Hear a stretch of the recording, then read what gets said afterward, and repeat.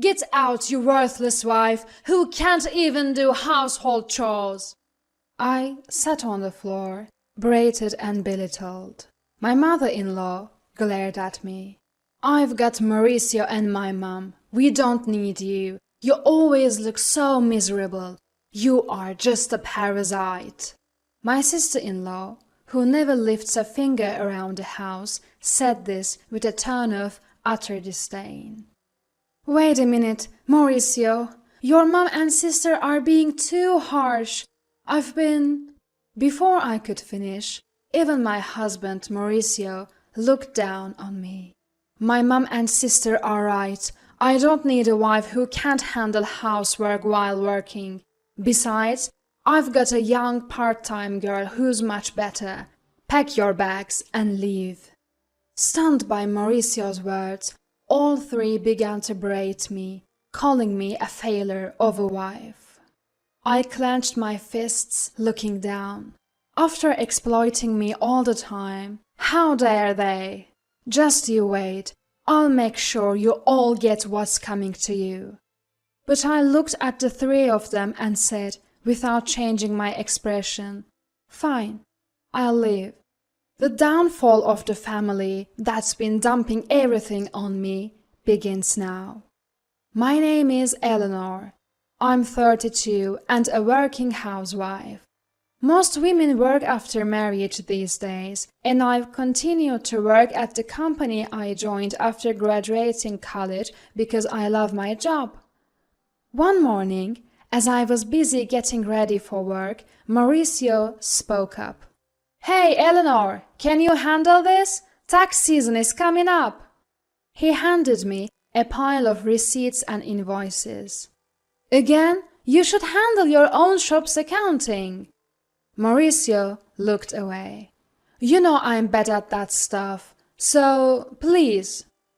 I married Mauricio 5 years ago.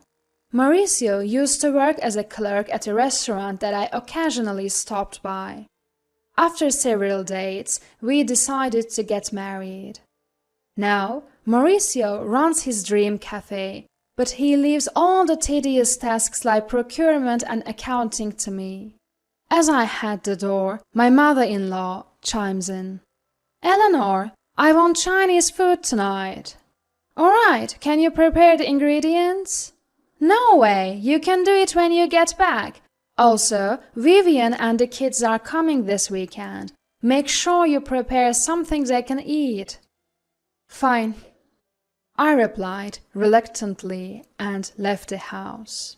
When we got married, I wanted to live just with Mauricio, but he insisted that we live with his mother because he was worried about her living alone. So, we moved to his spacious family home.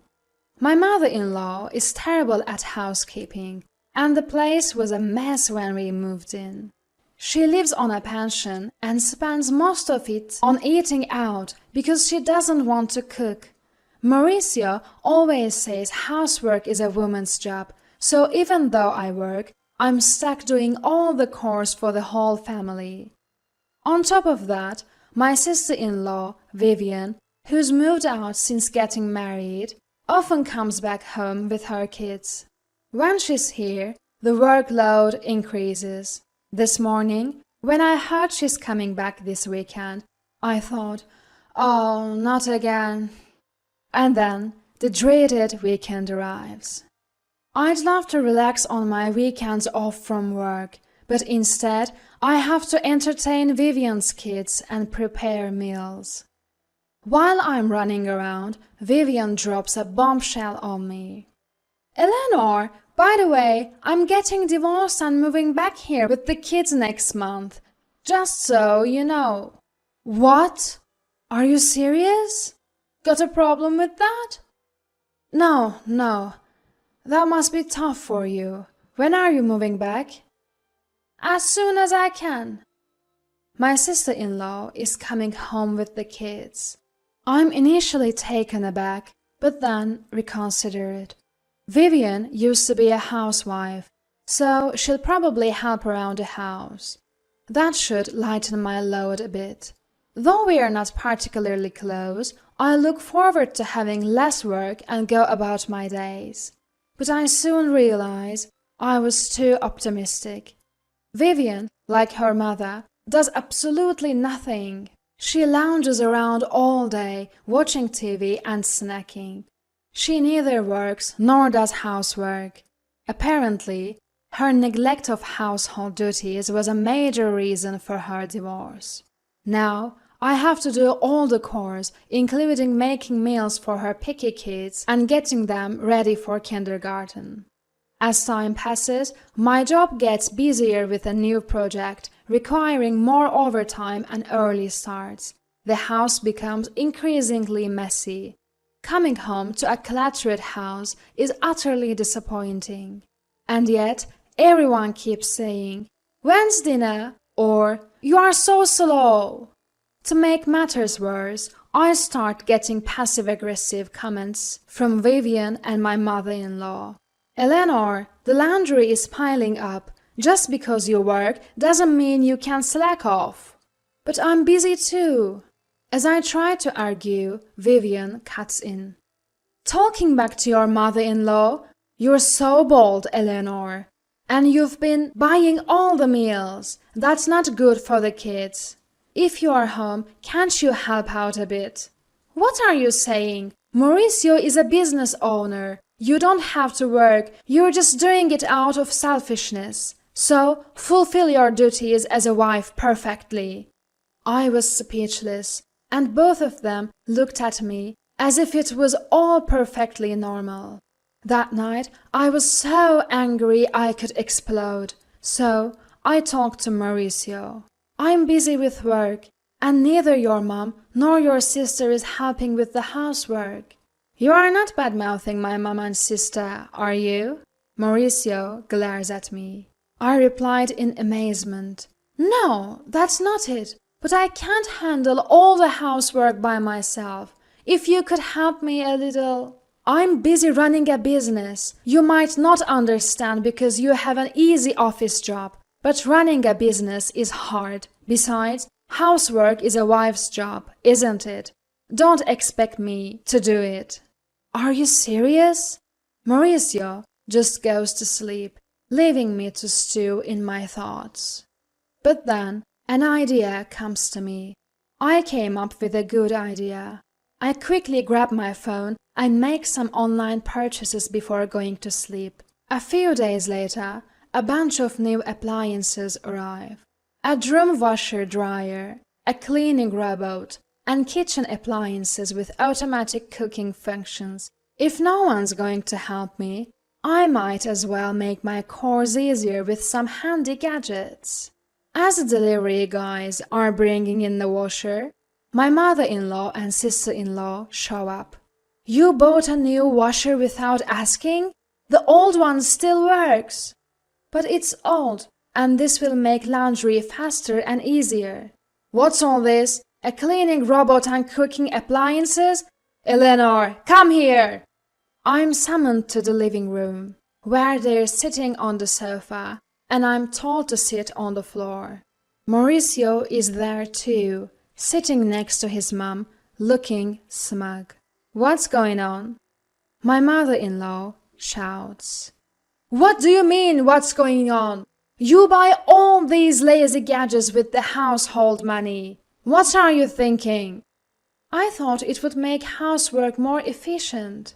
"It's not about efficiency. People these days rely too much on machines." My sister-in-law chimes in. "Exactly, Eleanor. And those are luxury items. The appliances we have are still usable. You're just being wasteful because Mauricio is a business owner." She glares at me, and Mauricio nods in agreement.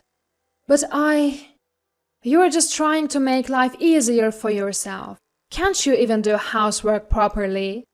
I wanted to say, "Look who's talking," but I kept quiet.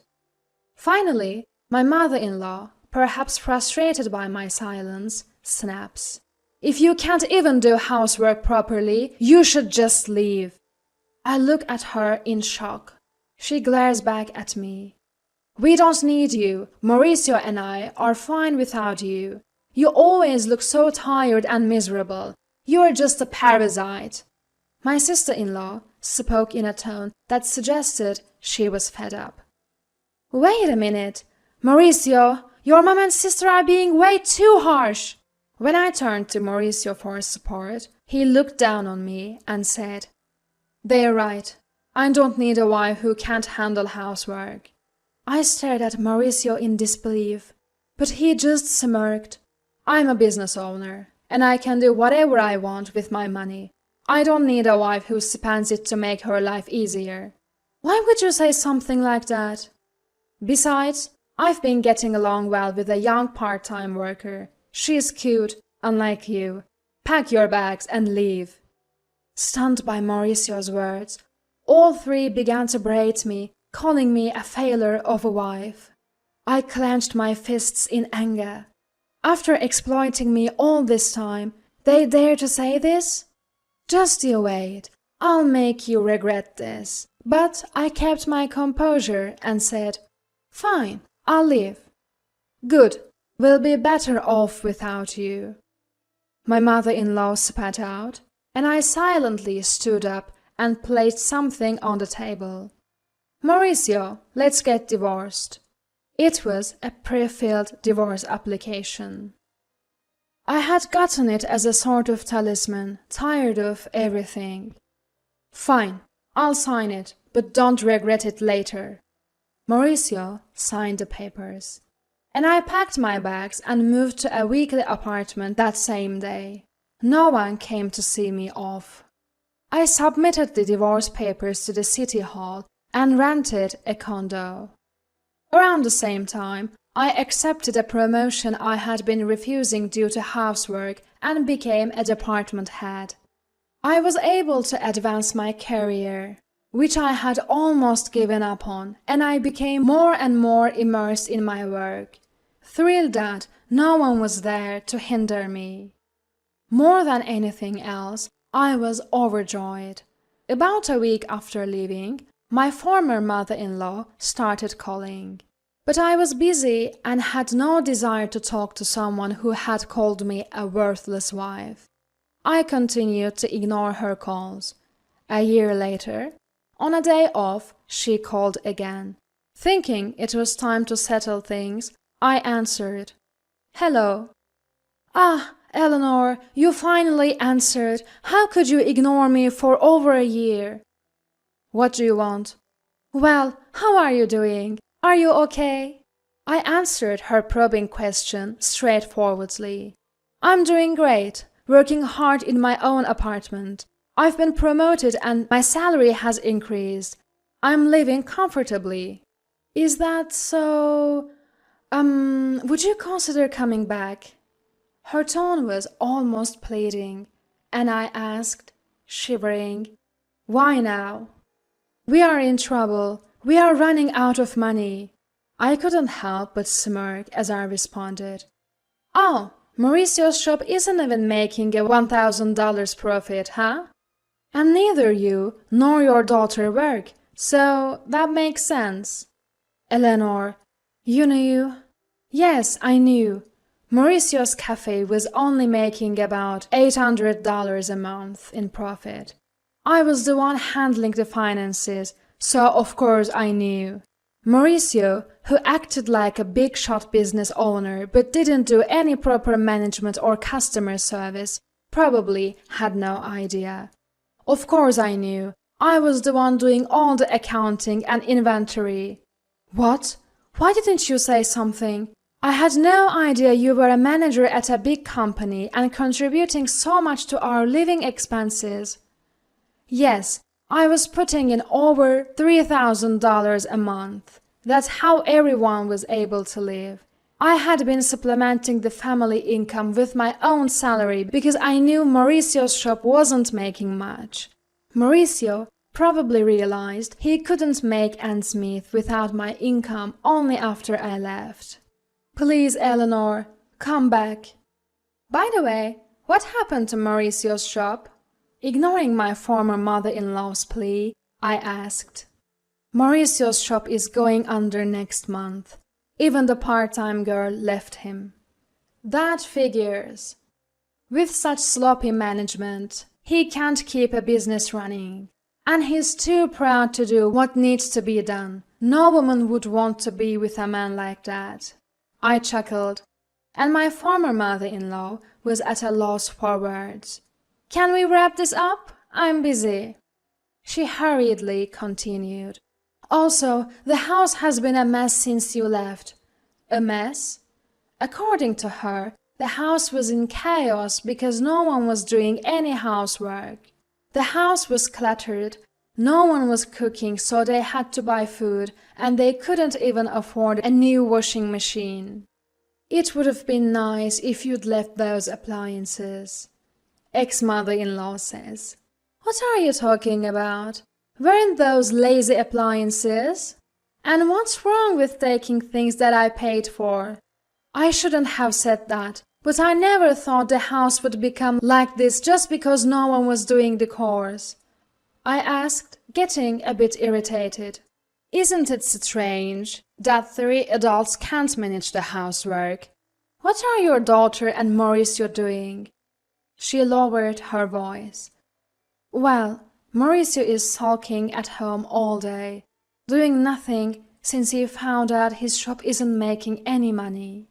Really? He said he could do whatever he wanted with his money because he's a business owner. And Vivian won't work no matter how much I tell her. She doesn't do housework, and she even asks me for pocket money for herself and her kids. My pension is running out. Really? Your daughter told me she didn't need me because she had you, I said coldly. My former mother-in-law tried to butter me up again. Please, Eleanor, my pension isn't enough for the 3 of us anymore. I have no intention of going back to that house. Your children are quite the parasites, aren't they? She was speechless. As I was about to hang up, she continued. Eleanor, we'll change our ways. Please come back. Let's all live happily together again, okay? Live happily with a worthless wife? I cut her off, and she stumbled over her words but continued to plead. I'm sorry for what I said. We are family. Help us. We can't even pay the property taxes anymore. We'll have to sell the house. I have neither the obligation nor the desire to help you. Figure it out yourselves. Goodbye from your worthless wife. Ignoring her ongoing wails, I hung up and blocked her number. Sipping my coffee in my clean apartment, I chuckled. 3 months later, I happened to pass by Mauricio's cafe. It had become a vacant storefront. It seemed he really had gone out of business. Even their family home was listed as sold. According to a former neighbor I ran into, the 3 of them had sold the house and fled, now living in a cramped apartment nearby. They were a constant neighborhood nuisance, always fighting and even stinking up the place. Complaints were piling up. All they had to do was work hard and take care of their home without relying on others, but they didn't, which was so like them. I looked at their former home with detached eyes and walked away. Since then, I've been focusing on my work. Recently, a sincere and hard-working colleague confessed his feelings for me, saying, I love how dedicated you are to your work. We are dating with the intention of getting married. I don't think my next marriage is too far off. And this time, I'm looking forward to grabbing hold of happiness.